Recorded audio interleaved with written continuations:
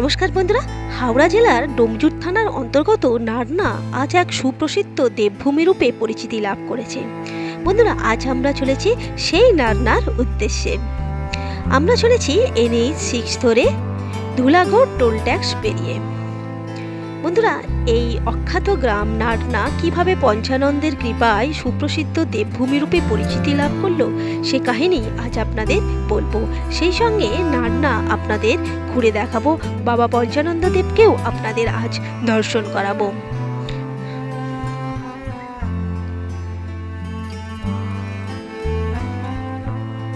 চৈত্র মাসের প্রথম থেকে শেষ 5 দিন প্রচুর ভক্ত সমাগম হয় এখানে।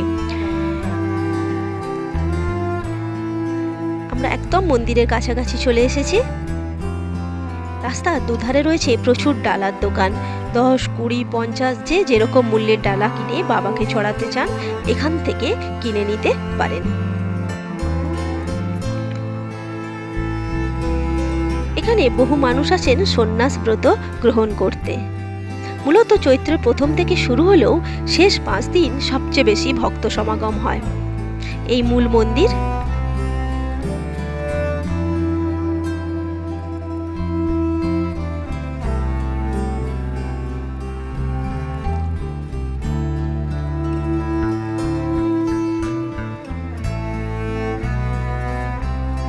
এই সেই অশ্বত্থ গাছ। ভক্তরা দণ্ডি কেটে তাদের মানত পূরণ করেন। এই দেখুন কত ভক্ত বাবার থানে দণ্ডি কাটছেন। মূল মন্দিরের পাশেই রয়েছে নহবতখানা ও নাট মন্দির।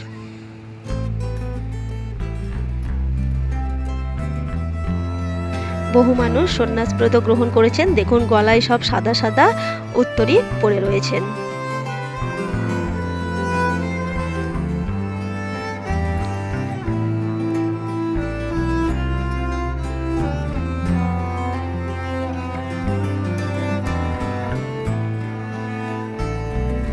এই বাবা পঞ্চানন্দ। এই নান্নার পঞ্চানন্দকে নিয়ে যে কাহিনী প্রচলিত আছে, চলুন এবার সেটা আপনাদের বলি। এখানে তুবারাম ঘোষ নামে এক ব্যক্তি স্বপ্নাদেশ পান দেবতা এখানের পুকুরে অধিষ্ঠান করছেন। তিনি যেন তাকে তুলে নিয়ে এসে প্রতিষ্ঠা করেন। পরদিন সকালে তুবারাম পুকুর ঘাটে গিয়ে দেখেন সত্যি একটি ঘট সেখানে রয়েছে। তিনি সেটিকে বাড়িতে নিয়ে আসেন, কিন্তু দারিদ্র যাদের নিত্যসঙ্গী তিনি কিভাবে নিত্য পুজো করবেন। তাই তিনি ঘটটিকে আবার পুকুরে বিসর্জন দিয়ে আসেন। পরে তিনি আবার স্বপ্নাদেশ পান। দেবতা তাকে বলছেন চাল ধুতে যাওয়ার সময় 2টো করে চাল তার থানে দিলেই তিনি সন্তুষ্ট হবেন।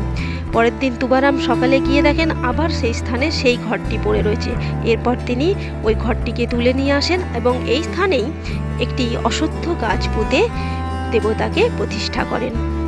এই সেই অশ্বত্থ গাছ দেখুন আজও ভক্তরা তার গোড়ায় জল দিয়ে যাচ্ছে, মালা পরিয়ে যাচ্ছে একটি ত্রিশূলে। এরপর তুবারাম ঘোষ আবার স্বপ্নাদেশ পান।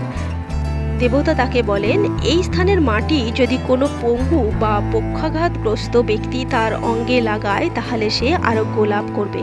তুবারামের এই কাহিনী লোকমুখে প্রচারিত হতে থাকে।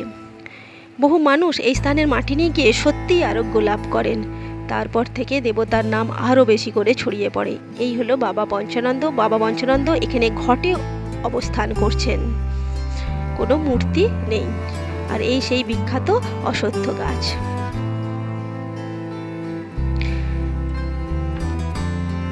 বহু মানুষ দূর দূরান্ত থেকে এসেছেন।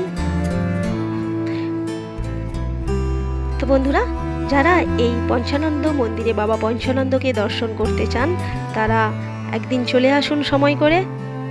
ভিডিওটি দেখার জন্য অনেক ধন্যবাদ বন্ধুরা।